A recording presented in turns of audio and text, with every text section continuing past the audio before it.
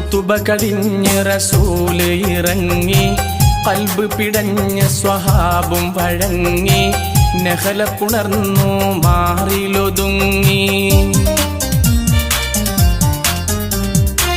ഖുതുബ കഴിഞ്ഞ് റസൂല് ഇറങ്ങി, ഖൽബ് പിടഞ്ഞ് സ്വഹാബും വഴങ്ങി, നഹല പുണർന്നു മാറിലൊതുങ്ങി.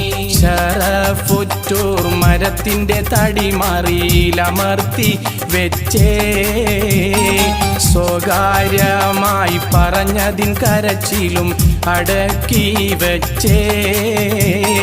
ശറഫുറ്റൂർ മരത്തിന്റെ തടിമറിയിലമർത്തി വെച്ചേ, സ്വകാര്യമായി പറഞ്ഞതിൻ കരച്ചിലും അടക്കി വെച്ചേ.